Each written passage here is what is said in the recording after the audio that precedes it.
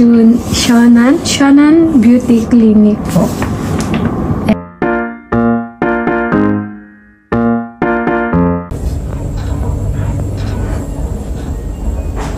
Hindi right now. Okay.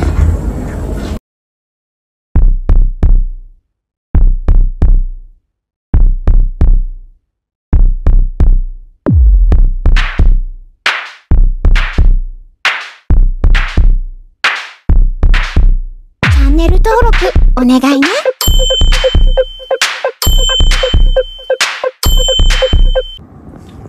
Hi guys! Good morning! This is your Inday Mori. For today vlog guys.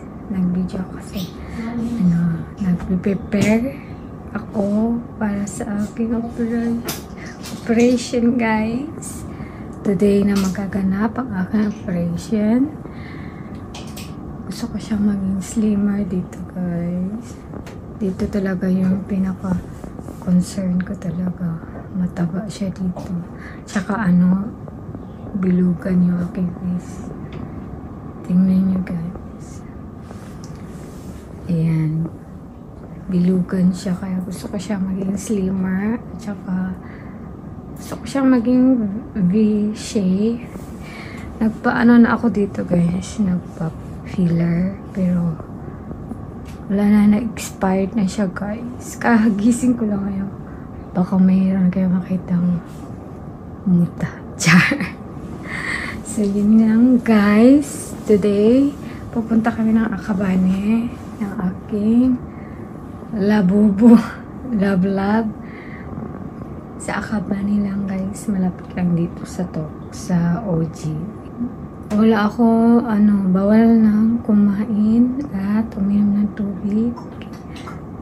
6 hours. Tapos yung operation ko is 1 p.m. guys. Borlogs tayo. Walang kainan. Fasting. Pa kami punta mga 12 or 11. So, nagka-time ako mag-video. So, i-update ko kayo mga guys. Mamaya sa aking before and after pala. Ayan, bilog siya. Dito, palift siya dito. Tapos, dito is kukunin yung fats. Left, tapos kukunin yung fats para maging slimmer and maging V-shape. So, excited to mga madam, guys. So, see you later. Ay nga pala guys, nakalimutan ko. Ang pangalan pala ng beauty clinic niya is siya, SBC Shonan Beauty Clinic. Nasa lang siya guys, nasa Akabane. Lang siya. Madali lang siyang mahanap mga guys. Kung kayo taga Tokyo, Akabane lang siya guys. At saka mahirap siya pag hindi ka marunong mag-Nihongo kasi wala pong mga staff na marunong mag-English. So, kung pupunta kayo doon, magpapa-beauty, kailangan talaga may kasama kayong Japanese dahil walang staff na marunong mag-English. Ang kasama ko for today is yung labubo, my husband. So, yun lang guys, yung name ng clinic. Matatagpuan niyo po siya sa Akabane. Malapit lang siya sa station, Akabane Station. Ang pangalan ng beauty clinic niya is SBC Shonan Clinic. SBC Shonan Beauty Clinic po. SBC Shonan Beauty Clinic. Shonan, wala kayo na mag-adjust. Ito lang guys. Bye-bye. Or, pakita ko lang kung ano yung before. Yan siya guys. Ito yung before guys. And mamaya yung after. See you again.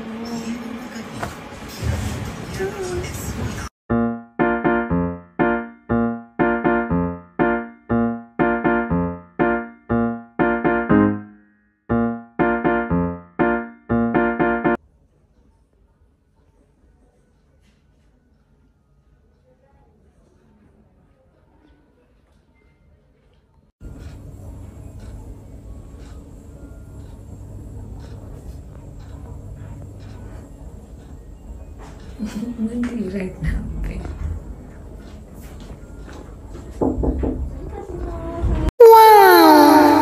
Hi guys, I am alive.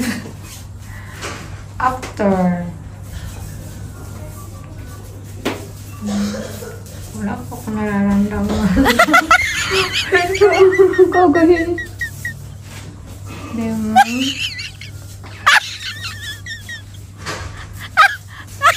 Okay. See you on next update, guys. Yan 1 hour lang siya, guys. So,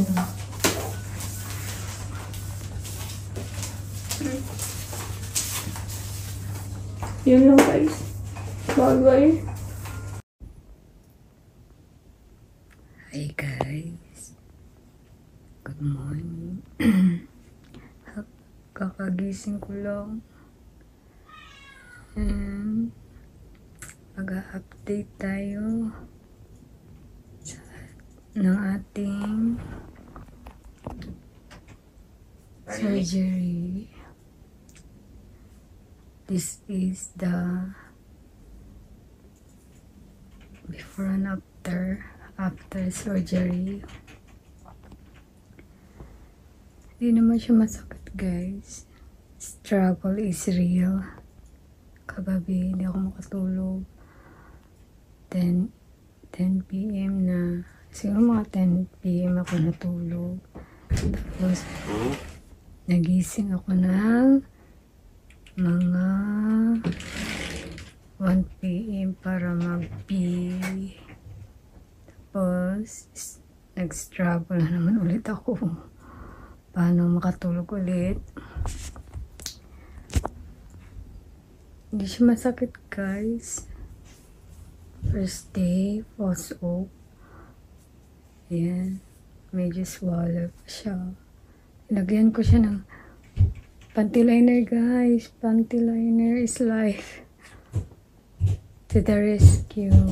May lumalabas pa na dugo. Ayan. Lagyan ng scotch tape. Panty liner. To the rescue. My baby. Ayan siya, guys. Hindi naman siya masakit. Medyo may kirot lang siya. Ayan. Wala pa akong hilamos. Di ako.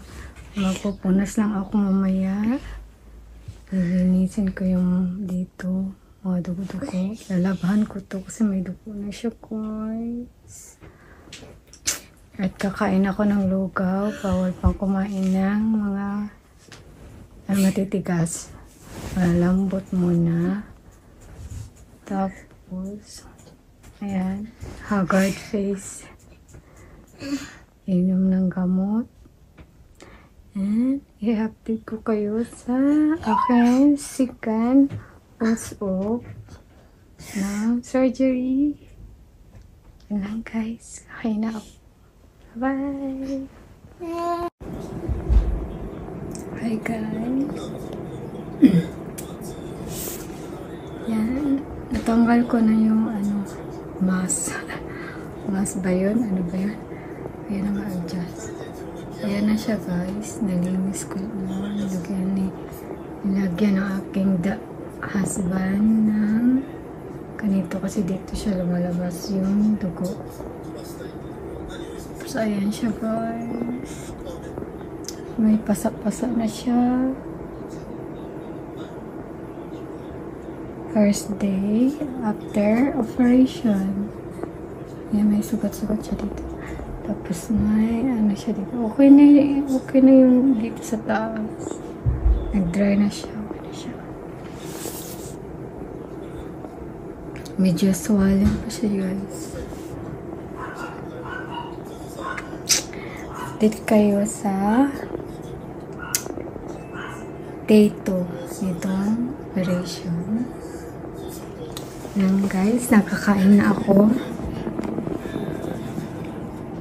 Aking breakfast.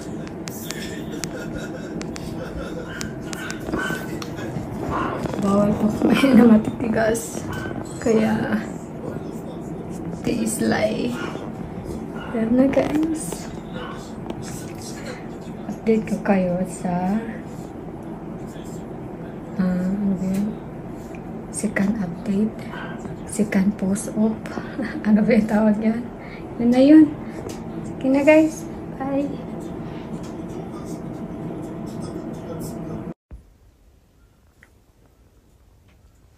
Morning guys. Dito na siya. Ngayon, 2 days na siya. 2 days post-off. Ayan na siya, guys. Wala na siyang panty liner. Hindi na ako naglagay ng panty liner kasi hindi na siya hindi na lumalabas yung mga dugo-dugo. Ganito na lang siya.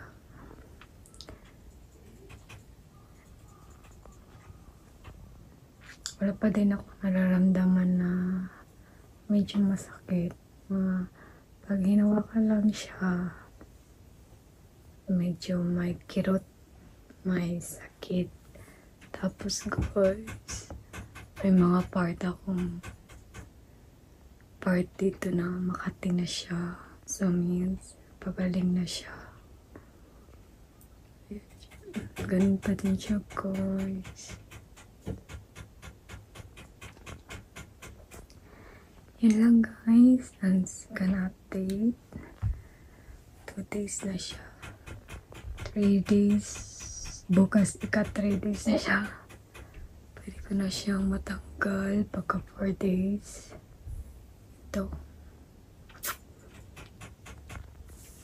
Yun lang guys. Bukas, 3rd day ko update. So, update ko kayo guys. Bukas ulit. Morning. 3rd post off ko na to. Ayan na siya. Ayan na siya. Nag-yellow na siya. Oh my God. Tapos kagabi, hindi ako makatulog. Hanggang 12 p.m. ay 12 a.m. Hindi ako matulog. Ang kati niya guys. Ang kati na niya dito. 3rd day after operation guys. Ito na siya. Ang kati na siya dito na part. Pero medyo swollen pa din siya guys. Hindi pa din siya pwede hawakan ng dahan-dahan lang siya paghawa kasi medyo masakit pa siya. Yan. 3rd day na siya. Tsaka mag-half-bath ako guys. At tsaka may hilamos. Kasi mga 2 days ako punas lang. Tapos pinupunasan ko lang siya dito ng cotton buds. Kasi natakot ako baka ma-infection. And guys, ngayon is mag-half-bath na ako. Tapos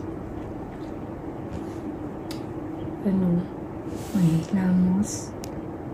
Bawal pa ako nang matagal na maligo daw. Tapos ofuro yung ba tawag doon ay basta yun bawal pa siya guys. So kailangan magmadaling maligo, hindi matagal. Ang kati niya dito ko Tapos pati katawan ko akati. Kaya, basta yun na yun guys. Ito na yung pang 3 days. Na siya. Okay na siya. Makati na lang siya. Tapos, medyo konti swollen pa siya guys. Yun na. Update ko kayo pa mga siguro mga 15 days or mga 1 week, 2 weeks na.